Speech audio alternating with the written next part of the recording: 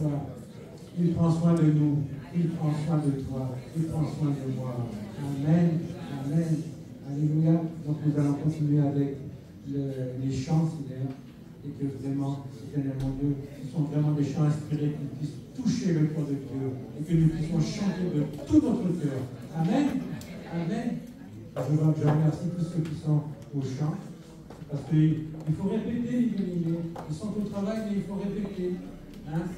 Alors, nous leur disons merci. Merci.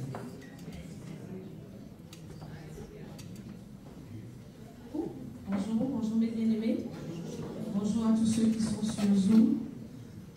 Le frère a dit, Dieu est merveilleux. Amen. Il prend soin de nous. Si nous sommes là, c'est une grâce. Merci Seigneur Jésus. Je vais vous demander, si vous voulez bien, vous mettre debout. Et puis ensemble, nous allons donner gloire à Dieu. Vers Jésus, lève les yeux. Tu es à la bonne place en ce matin. Tu es à la bonne place. Dis à ton frère, tu es à la bonne place en ce matin. Alléluia. Et tu ne repartiras pas comme tu as arrivé. Alléluia. Vers Jésus, lève les yeux. Contemple son visage si merveilleux. Et les choses de la terre animeront peu à peu. Oui, si tu lèves vers Jésus, les yeux. Alléluia.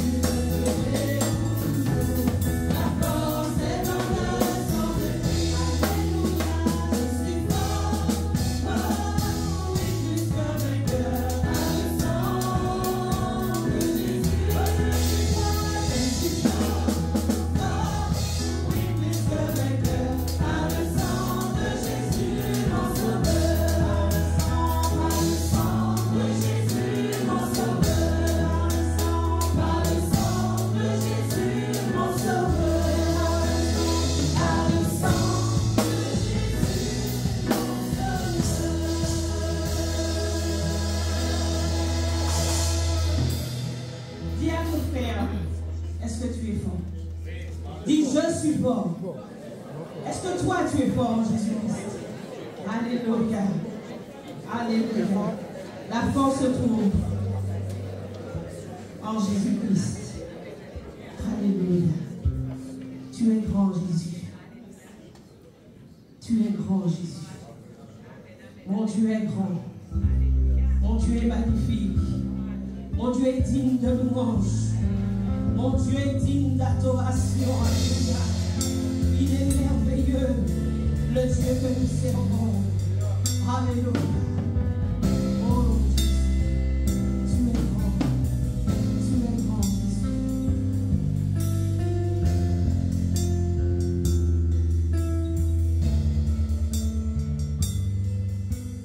Tu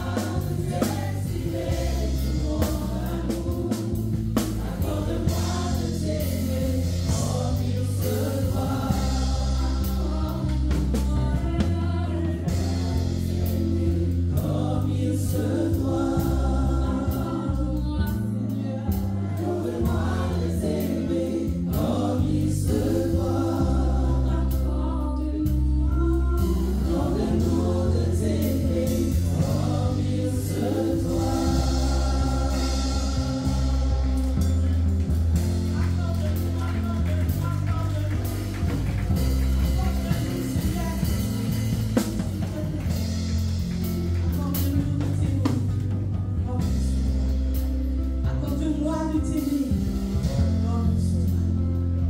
Il y a des jours où je me sens si loin. Est-ce qu'on peut reprendre? Il y a des jours où je me sens si loin. La confusion me fait perdre la direction. Mais soudain, j'entends l'écho de ta voix, mon Jésus. Oh, la paix divine qui me suit. Je me sens si loin, la confusion me fait perdre la direction. Il y a des jours où je me sens si loin, la confusion me fait perdre la direction. Il y a des jours où je me sens si loin, la confusion me fait perdre la direction. Il y a des jours où je me sens si loin, la confusion me fait perdre la direction. Mais soudain j'entends l'écho de ta voix, la paix divine qui me ramène à la maison. Permets-moi de t'exprimer tout mon amour. Permets-moi de t'aimer, mon Dieu et moi. Permets-moi de t'exprimer tout mon amour. Permets-moi de t'aimer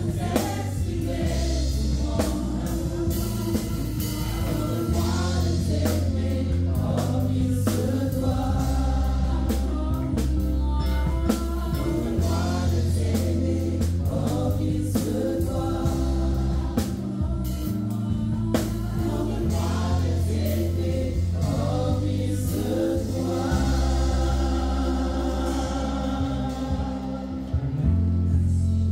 Accorde-moi de t'aimer devant l'aimer que nous avons. C'est sacrifié pour nous. Amen. Accorde-moi, Seigneur, accorde-moi de t'aimer, de nous aimer aussi, comme toi tu nous aimes. Amen. Amen. Bien-aimés, vous êtes déjà debout, nous allons passer à ce moment. Nous allons continuer avec la prédication. Je vous rappelle qu'il y a jeûne et prière jusqu'à 15h.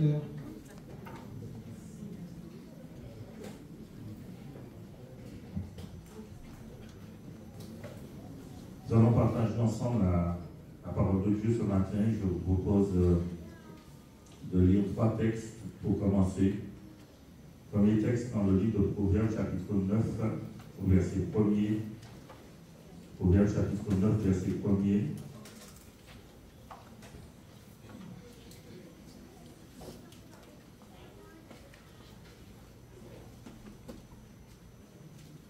Proverbes, chapitre 9, verset 1er, il dit: La sagesse a bâti sa maison, elle a taillé ses 7 colonnes.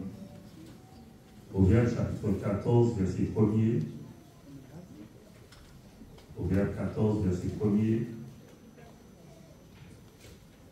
Il dit: La femme sage bâtit sa maison, et la femme insensée la renverse de ses propres mains. Et ensuite, le psaume 127, verset 1er. Psaume 127, verset 1er.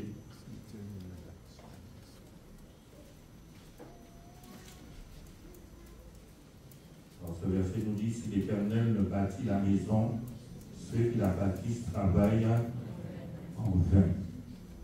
Prions le Seigneur de sa parole.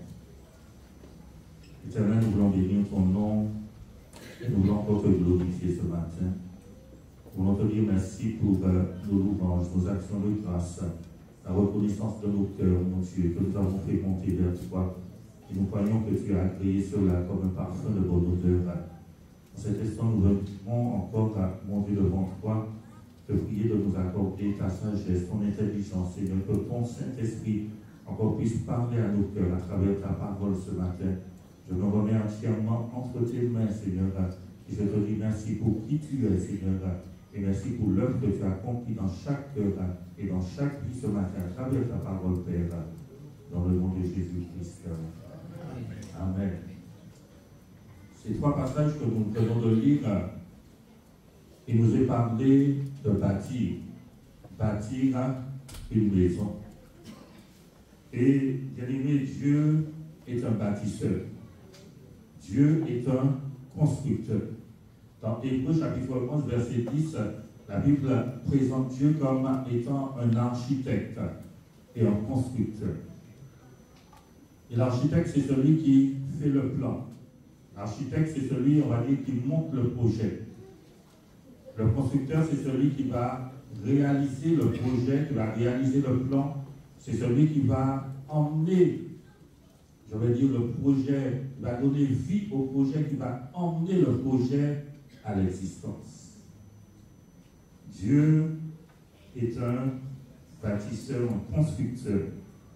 Il conçoit le projet et c'est lui-même qui le réalise.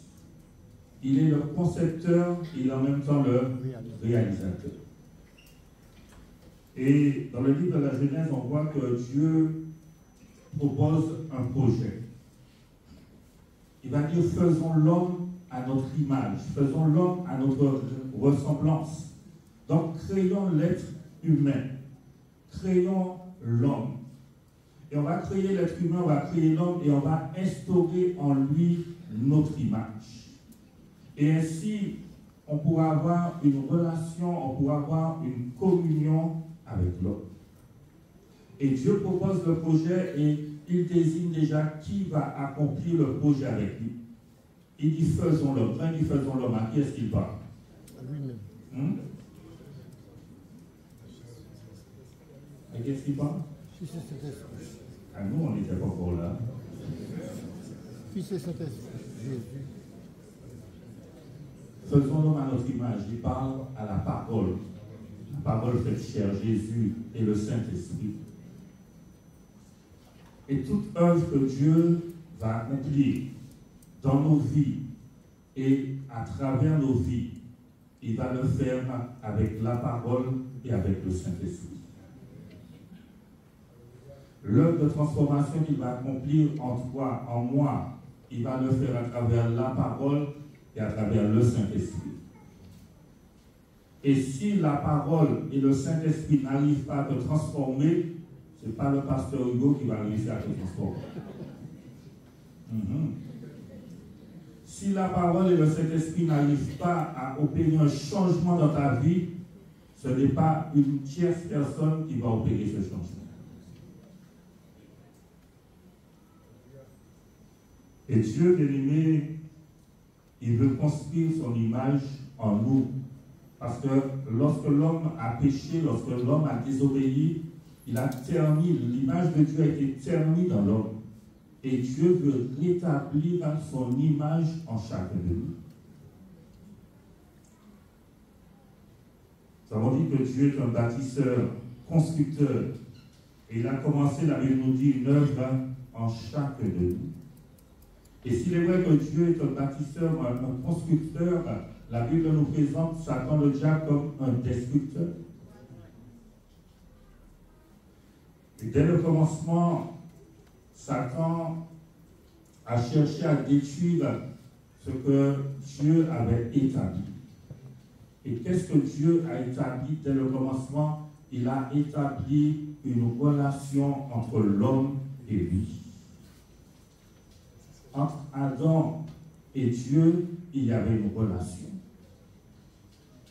Et Satan est venu pour faire l'homme et la femme sortir de cette relation.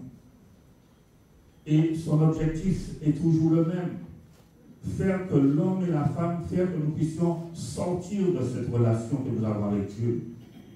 Ou encore, si tu n'es pas encore entré dans cette relation, il va tout faire pour t'empêcher d'entrer dans une relation avec Dieu. Et l'homme avait une véritable relation avec Dieu, puisque lorsque Dieu s'est présenté, et lorsque Dieu a dit à l'homme, où es-tu? Il a dit, j'ai entendu ta voix. Donc, il y avait une relation, il y avait un échange, il y avait un partage, il y avait une communion entre eux. Et Satan, bien aimé, il va tout faire pour que notre relation avec Dieu soit une relation superficielle. mais que ce ne soit pas une relation profonde. Il va tout faire pour empêcher l'intimité, pour empêcher la communion. Parce qu'il sait que dans une relation profonde, dans une relation d'intimité avec Dieu, il y a une source de force, il y a une source de joie, il y a une source de paix, il y a une source de satisfaction et il y a une source de victoire. Il sait pertinemment que sa défaite, son échec se trouve dans une relation profonde avec Dieu. Si l'homme et la femme arrivent à développer une relation profonde avec Dieu, il sera en échec.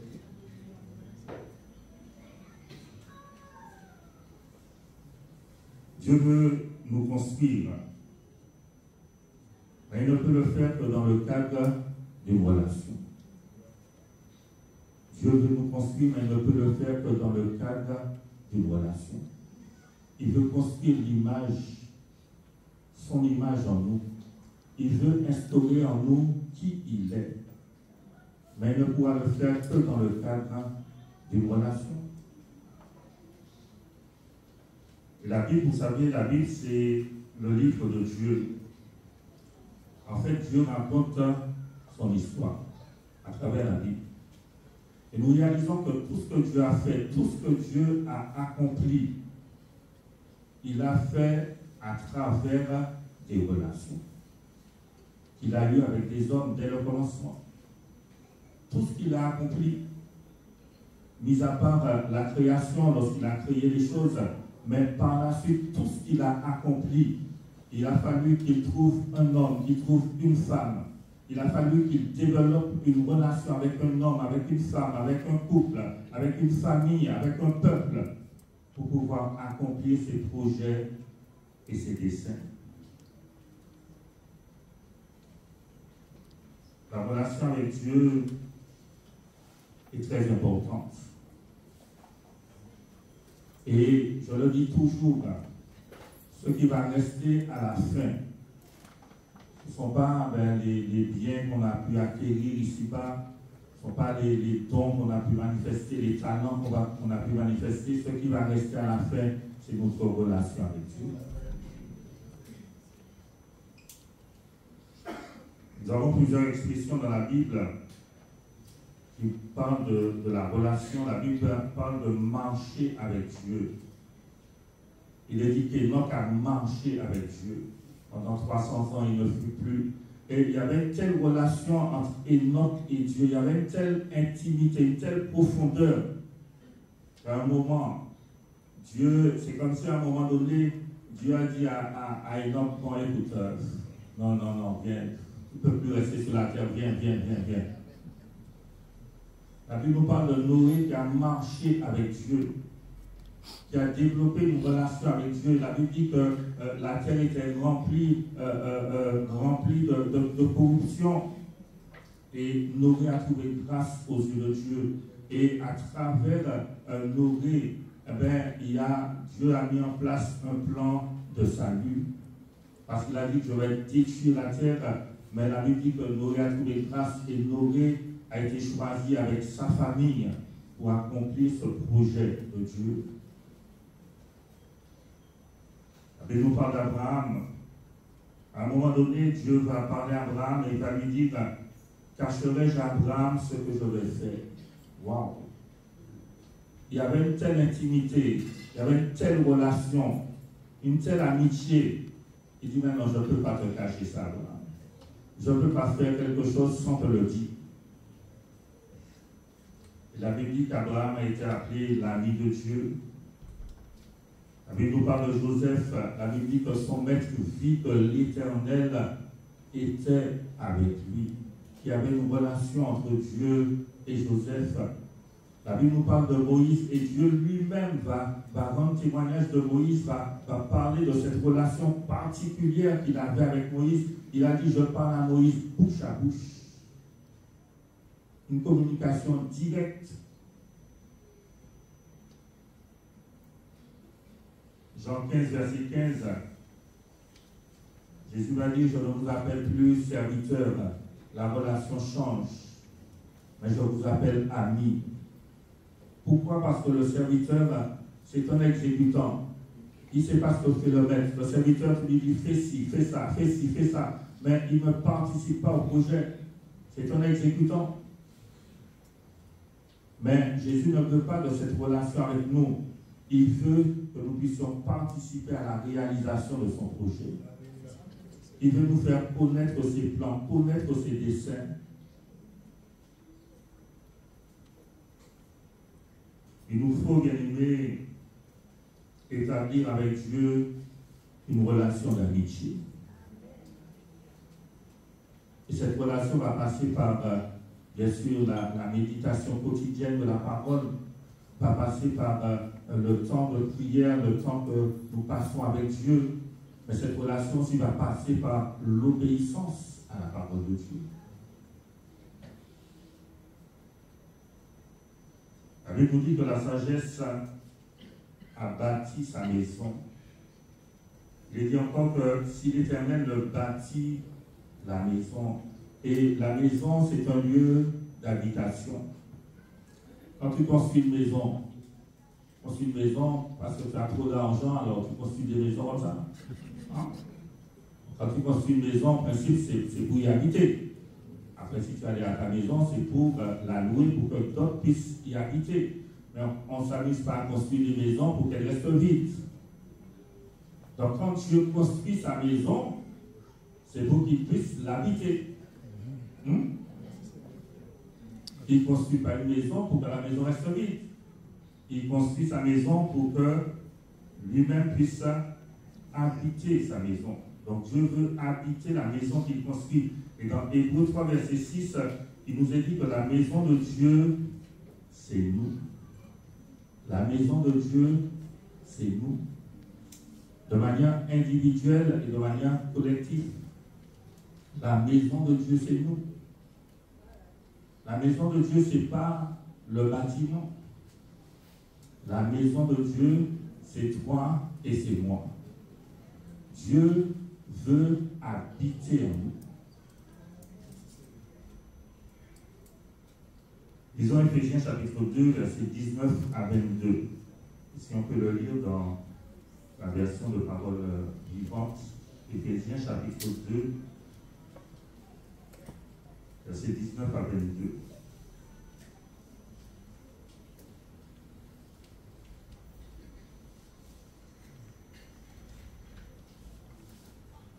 Il dit, voilà pourquoi vous n'êtes plus des étrangers ou des hôtes de passage. Vous êtes citoyens à part entière avec tous les autres chrétiens. Vous êtes le peuple même de Dieu. Mis à part pour lui, vous faites partie de sa famille. Il dit, vous êtes l'édifice que Dieu construit sur le fondement des apôtres, ses porte-paroles. Jésus-Christ en personne en est la pierre d'angle sur laquelle tout l'édifice s'aligne. Et dit, c'est en lui que toute la construction s'élève harmonieusement, chaque pierre s'adaptant parfaitement à ses voisines, afin d'être un vrai temple consacré au Seigneur. Et dit, par votre union avec le Christ, vous avez été intégrés à ce sanctuaire avec les autres pour former une demeure où Dieu habite par son esprit. Donc la maison de Dieu, nous le voyons là, ce n'est pas le bâtiment, mais c'est nous. Ce sont tous ceux qui construisent leur vie sur le fondement qui a été posé. Et le fondement qui a été posé, c'est Jésus-Christ crucifié. Jésus qui est mort pour nos péchés. Le fondement qui a été posé, c'est Jésus qui est ressuscité pour notre justification.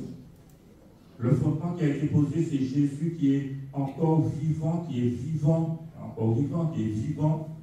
Mais nous devons croire qu'il est encore vivant, parce que certains pensent qu'il est mort, mais il est encore vivant pour faire une œuvre de perfectionnement en chacun de nous, pour nous emmener à la perfection. Dieu veut habiter en nous, il veut habiter au milieu de nous. 1 Corinthiens chapitre 6, verset 16 nous parle de ce que Dieu veut habiter au milieu de nous, de ce que Dieu veut habiter en nous. Mais il nous parle de cette séparation qu'il doit avoir, de cette différence qu'il doit avoir entre ce qui est bien et ce qui est mauvais, entre l'impureté et la pureté. Mais il nous dit là que Dieu veut habiter au milieu de son peuple. Dieu veut marcher au milieu de son peuple. Il veut habiter en nous, il va habiter au milieu de nous. Dieu veut bâtir en nous, il veut bâtir avec nous. Nous sommes dans 1 Pierre chapitre 2, versets 4 et 5. 1 Pierre chapitre 2, versets 4 et 5.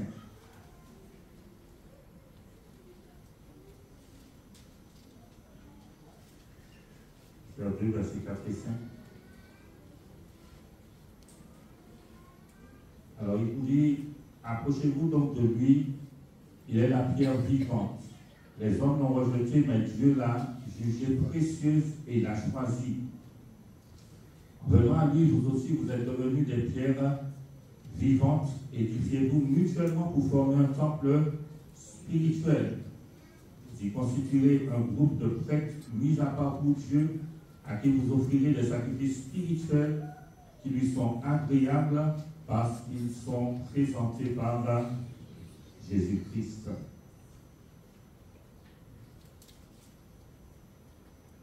La Bible dit que Jésus est une pierre choisie, une pierre que les hommes ont rejetée. Mais Dieu a choisi Jésus et il est parlé de lui comme étant une pierre précieuse. Et là, dans ce passage, il nous est dit aussi que chacun de nous, nous sommes une pierre vivante. Nous sommes une pierre vivante. Je suis une pierre vivante. Tu es une pierre vivante. Tu es une pierre choisie par Dieu. Est-ce que tu peux confesser ça? Je suis une pierre choisie par Dieu. Ce n'est pas un homme qui t'a choisi. Parce que si c'était les hommes qui choisissaient les pierres qui devraient constituer cet édifice-là, on ne m'aurait pas choisi. On ne m'aurait pas choisi, hein? Peut-être qu'on t'aurait choisi, on ne m'aurait pas choisi. Si c'était les hommes qui choisissaient, on n'aurait pas été choisi. Mais c'est Dieu qui choisit. Et peut-être que pour les autres, tu n'es pas une pierre précieuse. Mais pour Dieu, tu es une pierre précieuse.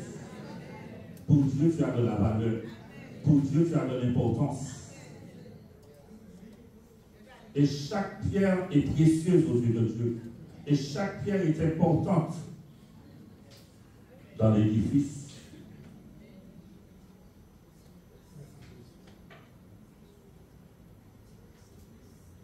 Au verset 5, mais pour moi dans la traduction de français courant, verset 5.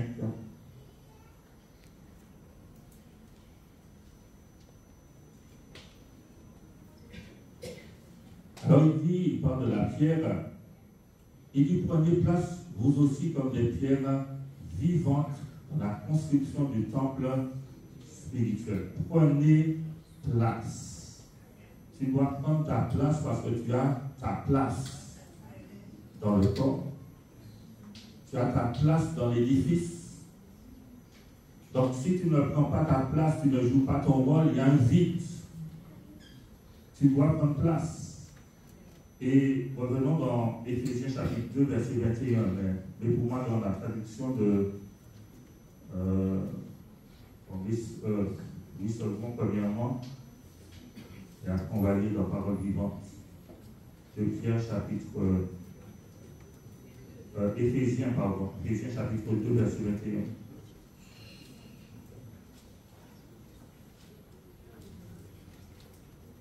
Alors il dit en lui, tout l'édifice est dit bien coordonné. Bien coordonné.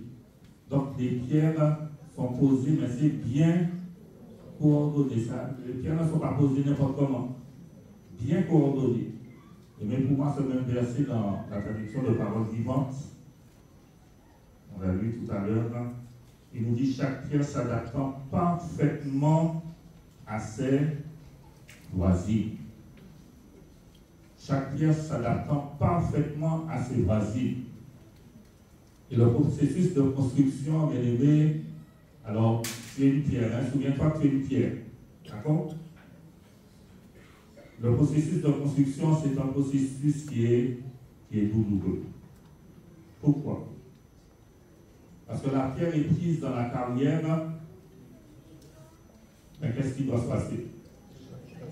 Elle doit être taillée. Elle doit être brisée. Et puis qui sont pas fait ça?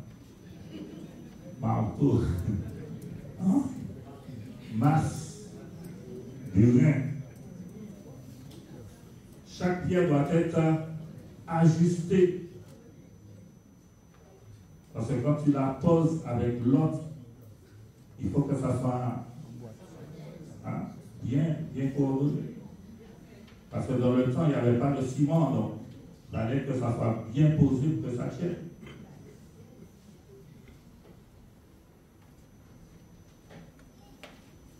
Pour pouvoir s'adapter aux autres pierres, la pierre doit être taillée, elle doit être brisée, elle doit être ajustée.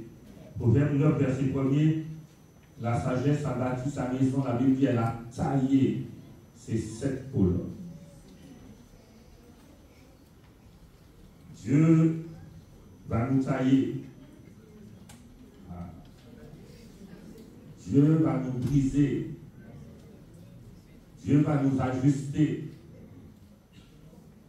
La question qu'on doit se poser, est-ce que je suis d'accord pour laisser Dieu me tailler?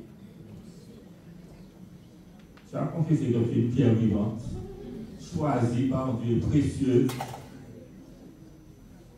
Mais pour que tu puisses être bien coordonné, alors on va dire, mais c'est la pierre voisine qui doit être taillée, c'est lui. C'est lui pour qu'on détaille. Est-ce que nous sommes prêts à nous laisser tailler, briser, ajuster? Est-ce que nous sommes prêts à laisser Dieu nous construire? Il est dit, je n'ai pas noté la référence, Dieu dit, ma parole n'est-elle pas comme un marteau qui brise le roc? À travers sa parole, à travers son esprit, à travers les épreuves, à travers les différentes situations que nous allons vivre, Dieu va faire cette œuvre de brisement en chacun de nous. Vous allez noter que Dieu travaille en nous de manière différente, parce que nous sommes différents. Bon. On est différents, donc la manière dont Dieu va travailler avec toi, pas forcément de la même manière qu'il va travailler avec moi. Dieu va travailler en chacun de nous d'une manière différente parce que nous sommes différents. Parce que des fois, Dieu a travaillé en nous d'une certaine manière et on en fait une norme. On pense que c'est comme ça que Dieu doit travailler dans tout le monde. Non, chacun est différent.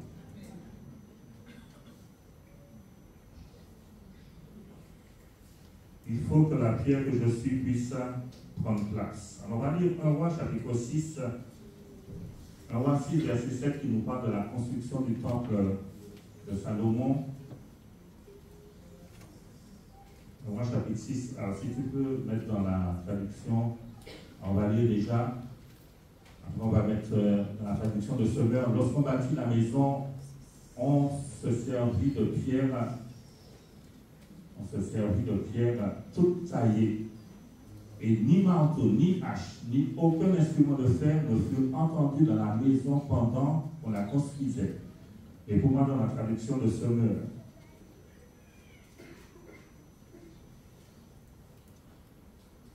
Lorsqu'on édifia le temple, on n'employa que des pierres déjà entièrement taillées, de sorte que pendant la construction, on n'entendit aucun bruit de marteau, de pic ou d'autres instruments de fer dans le temple.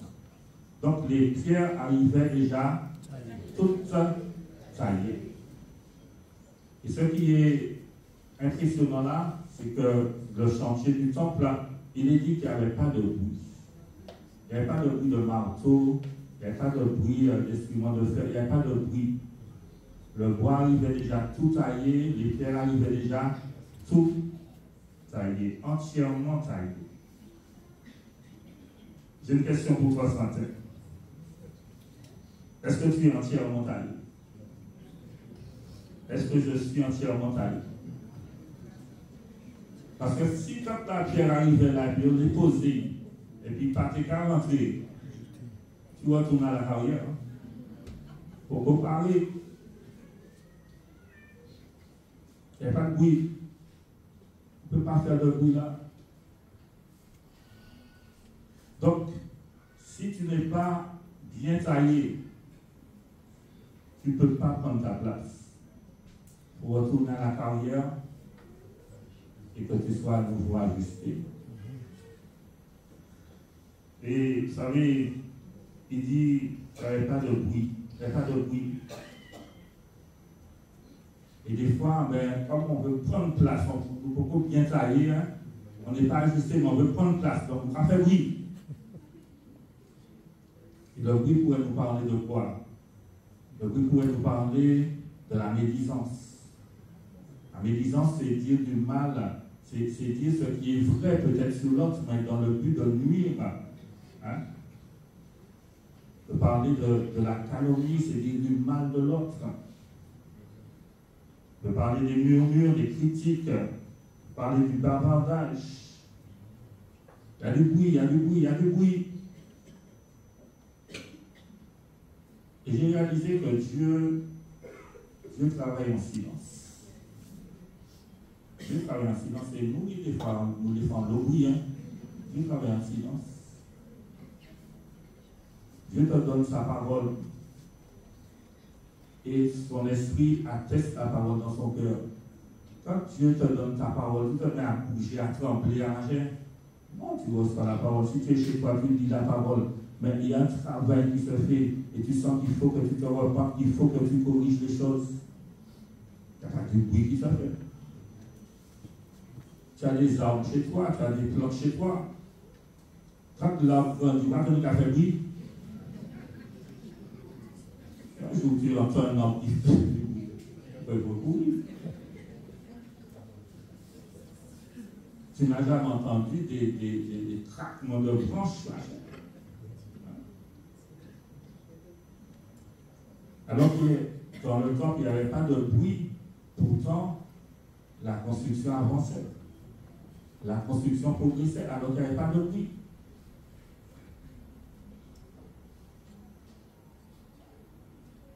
Et si tu fais du bruit, c'est que tu n'es pas prêt. Tu n'es pas prêt à prendre ta place. La sagesse à tailler, c'est 7 colonnes. 7 colonnes. Et Jacques 3, verset 17, on va prendre Jacques 3, verset 17, nous parle de 7 caractéristiques de la sagesse. Jacques chapitre 3, verset 17.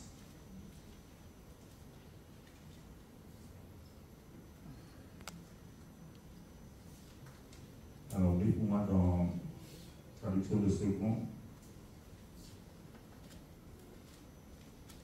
Jacques 3, verset 17, nous avons déjà lu ce passage. On parle de la sagesse d'en haut et de la sagesse d'en bas. Il dit la sagesse d'en haut, elle est premièrement pure. Elle est premièrement pure. Première caractéristique de la sagesse, elle est pure. Elle est sans mélange. On pourrait parler de la conduite, d'avoir une conscience pure. On pourrait parler de la qualité de notre relation avec Dieu. La sagesse, elle est premièrement pure. Deuxièmement, elle est pacifique. Quelqu'un qui est pacifique, c'est quelqu'un qui cherche à maintenir la paix. C'est quelqu'un qui n'a pas pour objectif la guerre. Quand tu vas rapporter, la Bible dit le rapporteur divise ses amis. Quand tu vas parler, machin, c'est dans quel but? Ce n'est pas des fois dans le but de créer une guerre, de créer un conflit. Troisième caractéristique de la sagesse, elle est modérée. Modérée, à modération, tempérée, ne pas être dans l'excès. Donc, savoir calmer les choses. La Bible nous parle de la tempérance. On pourrait faire le parallèle avec le fruit de l'esprit, avec les caractéristiques aussi de l'amour dans Corinthiens 13. Elle est modérée. Quatrième caractéristique, elle est conciliante. La conciliation, c'est quoi? C'est lorsqu'on cherche à établir une bonne entente entre des personnes qui ont des opinions différentes, même des intérêts différents. Et dans l'Église, il arrive qu'on ait des opinions différentes sur certains sujets. N'est-ce pas vrai? On peut avoir des opinions différentes. Mais Paul disait, au point où on en est, marchons de même pas. On n'est pas d'accord sur tout, mais on doit être d'accord sur l'essentiel. Parce que si ce sont des choses qui ne sont pas essentielles au salut, ça veut dire que ça ne t'empêche pas d'entrer au ciel. Eh bien, on continue. Il y a des églises où ici, hein, on met le voile, les femmes mettent le voile. Il y a des églises où les femmes ne mettent pas le voile parce qu'on leur apporte un autre enseignement. Est-ce que ça va empêcher d'entrer dans le ciel? Ce n'est pas essentiel au salut. Il y a des petites choses, des petits détails qui ne sont pas essentiels au salut.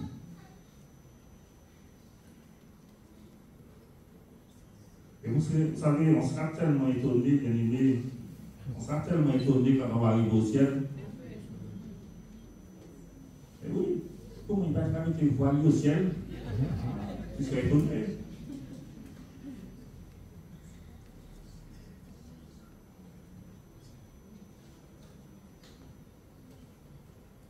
Il dit, cinquième caractéristique, elle est pleine de miséricorde et de bons fruits, encore de bonnes actions. La miséricorde nous parle de l'amour, de la bonté, du pardon, de la grâce. La miséricorde, c'est qu'on est toujours prêt à aider, à secourir. La sagesse est pleine de miséricorde et de bonnes actions.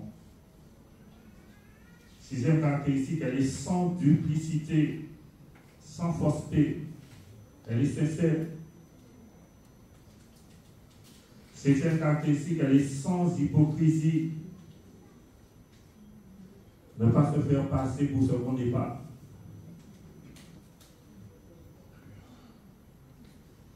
Et on pourrait dire que ces caractéristiques nous parlent de la qualité des relations qu'on devrait avoir les uns avec les autres. Parce que s'il est vrai que j'ai dit au départ que Dieu va construire à travers une relation qu'il va établir entre lui et l'homme, entre lui et la femme, mais Dieu va construire également à travers les relations qu'on va établir entre nous. Et tu ne peux pas dire que tu as une relation dimension 5D avec Dieu et puis tu n'as pas de bonne relation avec tes frères et sœurs. Parce que la relation avec Dieu passe par la relation avec tes frères et sœurs.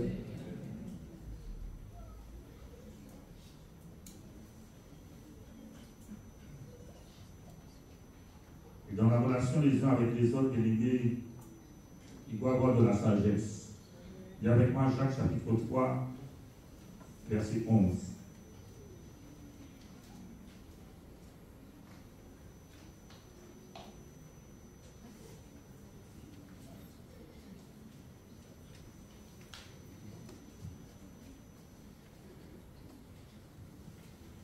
Jacques 3, verset 11. Alors il dit, non.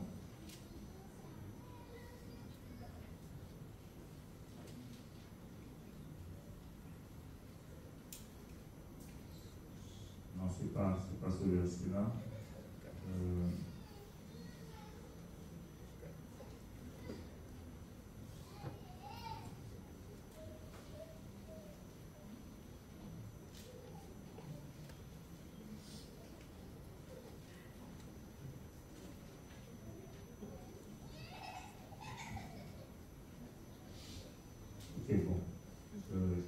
c'est la référence. Prenons Galates 5, je le retrouve entre temps. Galates 5, verset 15.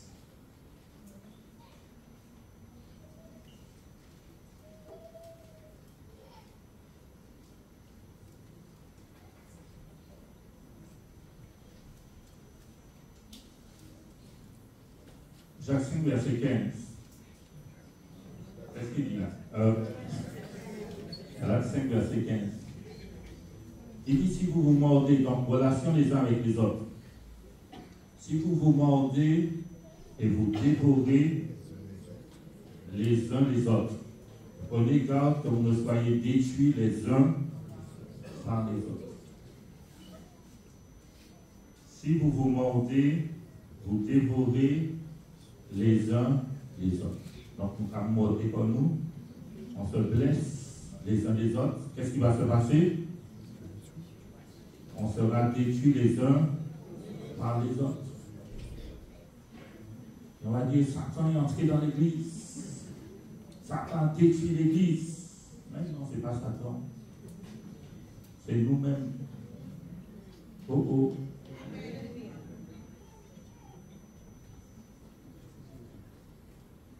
Proverbe 14, verset 1er. Alors, le verset que j'avais noté, c'était ne parler pas mal les uns des autres. Ah, d'accord. Comme j'ai pas ma Bible, j'ai une nouvelle Bible. Comme la Bible où je me retrouve, elle est déjà déchirée. Donc, j'ai accepté de m'en séparer. Bon, j'utilise à la maison, mais quand même. Une fois, j'étais dans une église et puis il y a une soeur qui m'a dit, il y a 2 feuilles par terre. Je dis, mais c'est pas moi.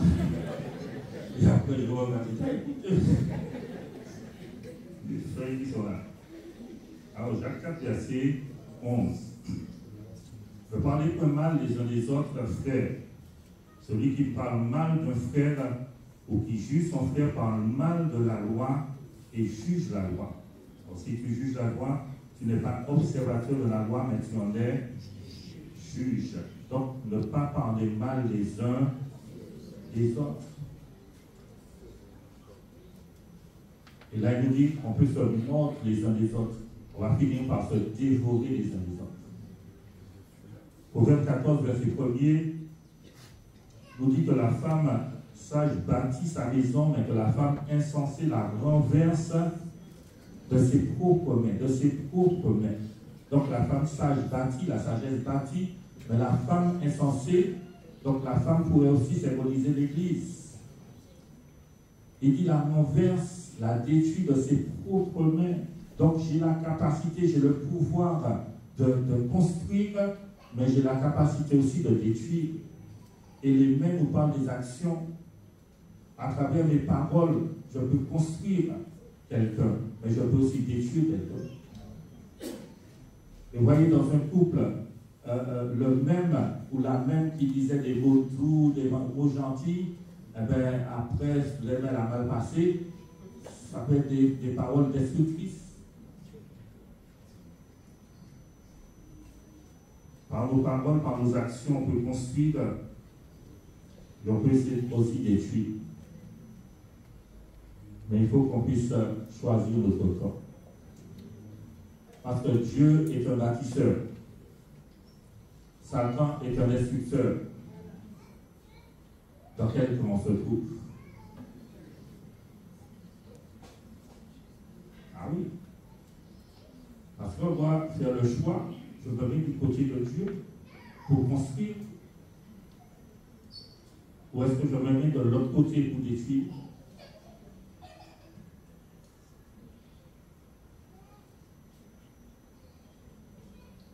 Psaume 127, verset 1er nous dit, si l'Éternel bâtit la maison, ceux qui la bâtissent. Ceux qui la bâtissent. En fait, qui est-ce qui bâtit la maison? C'est Dieu ou c'est les hommes? Hein? C'est les deux. C'est-à-dire c'est Dieu qui a le projet. Et il nous fait part de son projet et il nous donne de collaborer avec lui. Et tu dois comprendre que l'Église L'église, je ne parle pas de l'église bâtiment. L'église, ce n'est pas le projet de l'homme. L'église, c'est le projet de Dieu. C'est Jésus qui a dit, je bâtirai mon église. Ce n'est pas quand Jésus est mort, Pierre, Jacques, Jean, on dit, bon, allons construire l'église, allons bâtir l'église. Non, c'est Jésus qui a dit, je bâtirai mon église. Donc, c'est le projet de Dieu. Et Dieu leur a dit, je vais bâtir mon église à travers vous. C'est pour ça que Paul a pu dire, comme un sage architecte, j'ai posé le fondement. Vous savez, aujourd'hui, on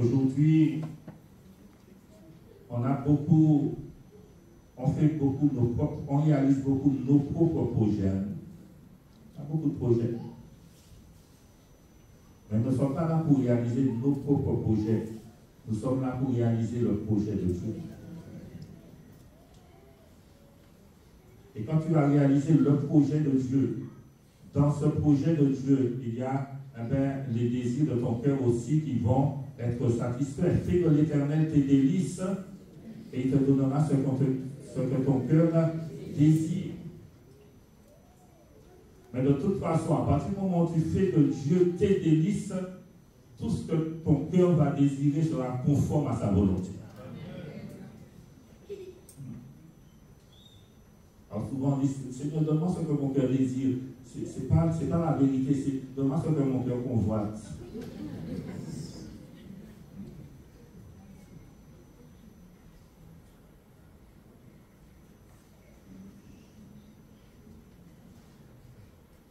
Dieu veut bâtir à travers moi, il veut bâtir avec moi. Ceux qui la bâtissent.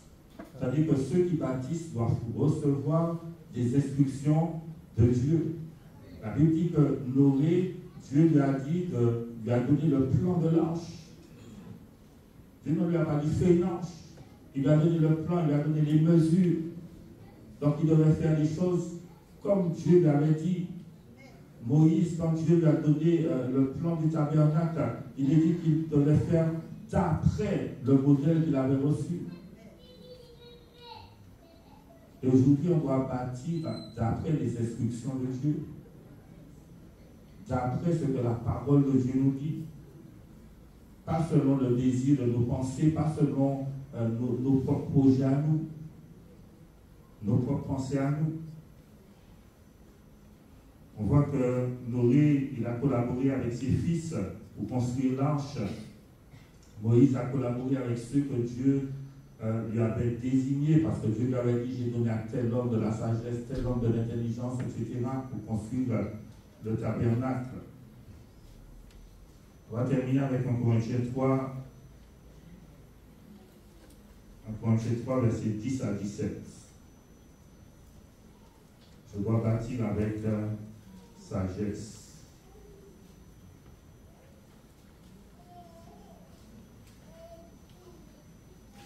Corinthiens chapitre 3, versets 10 à 17. Il dit, selon la grâce de Dieu qui m'a été donnée, j'ai posé le fondement comme un sage architecte et un autre bâti dessus. Il dit, mais que chacun prenne garde à la manière dont il bâtit dessus. Car personne ne peut poser un autre fondement que celui qui a été posé, savoir Jésus-Christ.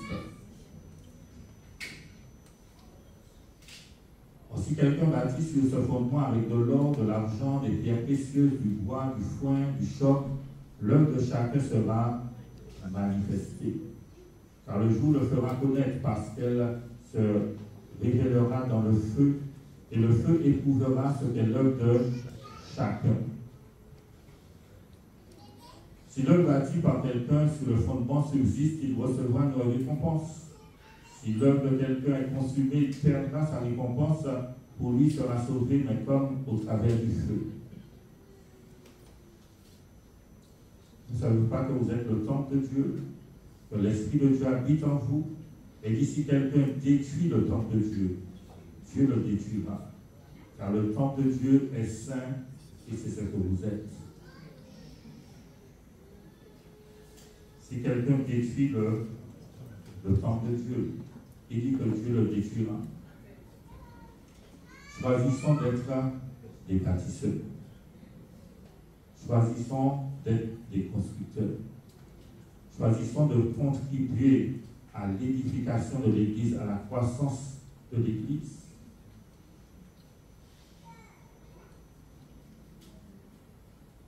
Dieu est un bâtisseur. Nous devons devenir des bâtisseurs. Et Dieu veut bâtir en toi. Et Dieu veut bâtir aussi à travers toi. Amen.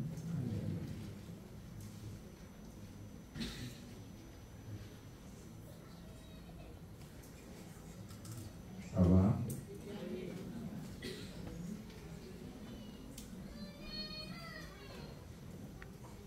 Pendant que je méditais sur ce message,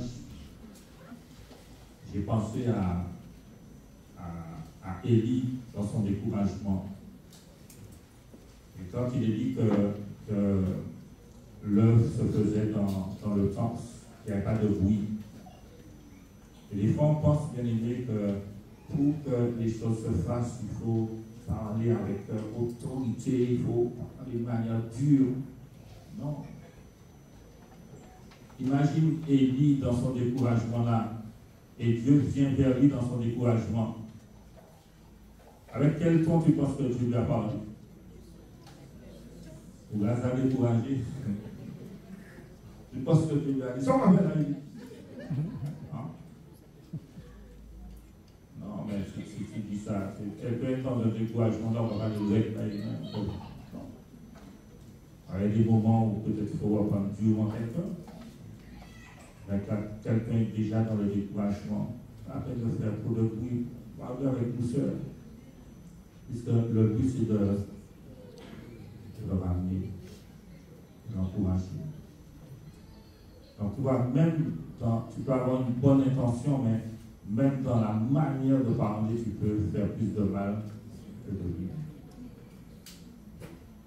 Donc, je dois contribuer à construire mon frère, construire ma soeur. Je dois contribuer à construire l'Église. C'est-à-dire que je veux faire attention à ma manière de parler. Je veux faire attention à ma conduite, à mon comportement. Et vraiment, bien aimé, si on arrive à cesser les bruits dans l'Église, on va remporter une grande victoire. Si on arrive à cesser les bavardages, les paroles, ceci, celle-là, ce sera déjà un grand pas qu'on va faire. Que Dieu soit béni. Nous allons prier, nous allons remercier Seigneur. Je vous propose de vous tenir debout. Si le groupe de louange peut venir.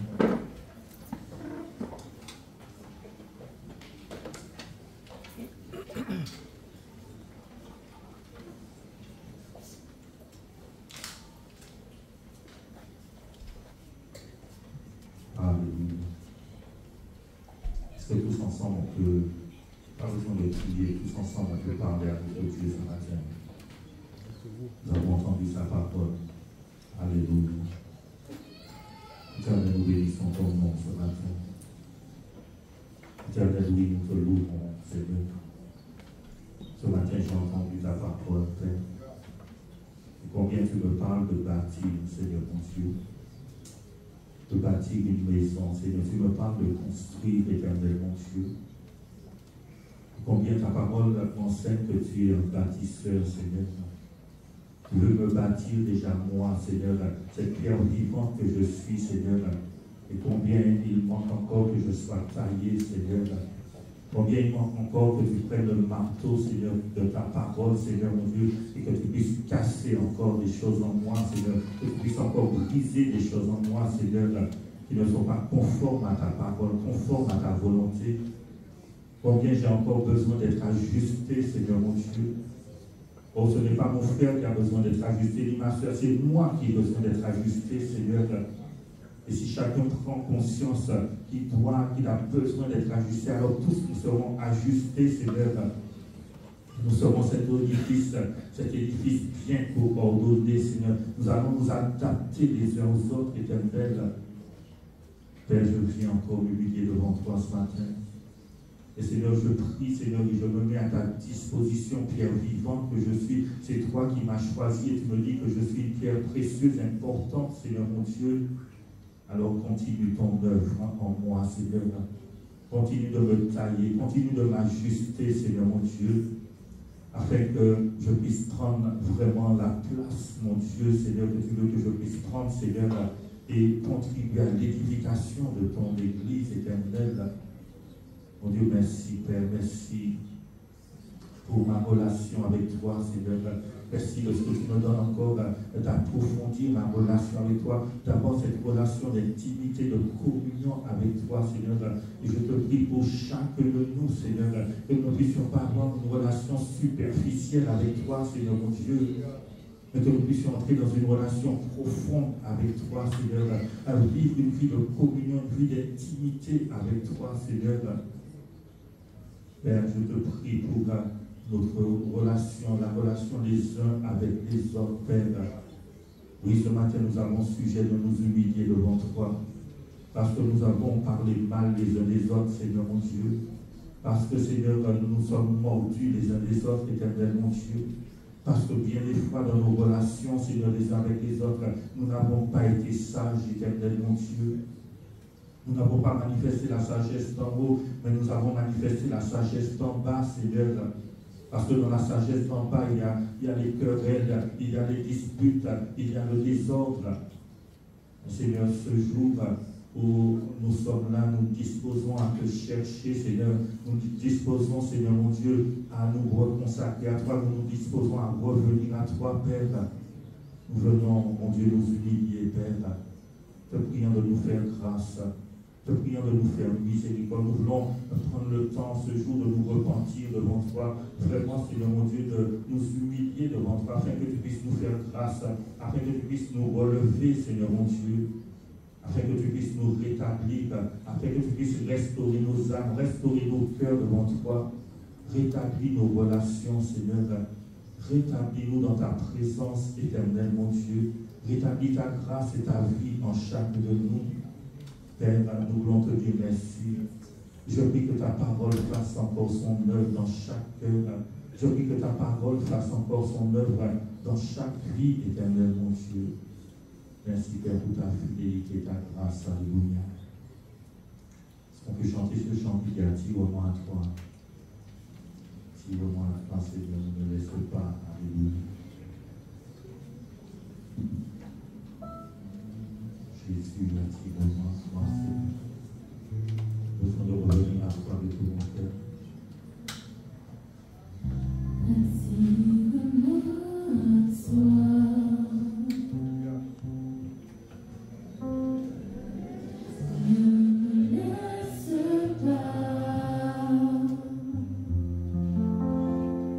Je retourne.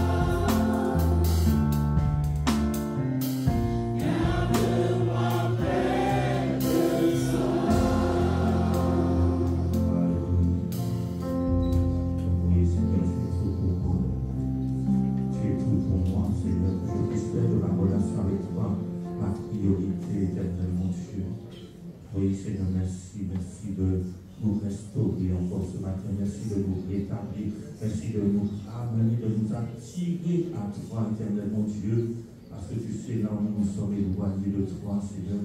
Tu sais là où nous sommes écartés de ta parole. Tu sais là où nous sommes écartés de tes voix, Seigneur. Mais notre prière, mon Dieu, en ce jour, c'est que tu puisses nous ramener dans ta présence, que tu puisses nous ramener dans ta parole, que tu puisses nous ramener dans une vie de communion, Seigneur mon Dieu. Seigneur, merci Père pour ton œuvre que tu fais en chacun de nous ce matin. Merci pour ta grâce. Merci pour ta fidélité, Père, dans le nom de Jésus-Christ. Alléluia. Alléluia. Le groupe de louange va continuer à prendre des chants et ceux qui doivent partir, nous laissons partir tranquillement. Ceux qui doivent déplacer aussi de voiture, qui sont garés devant, qui doivent déplacer de voiture, faites-le et je dis qu'on n'arrête pas ce moment, mais on continue à vivre.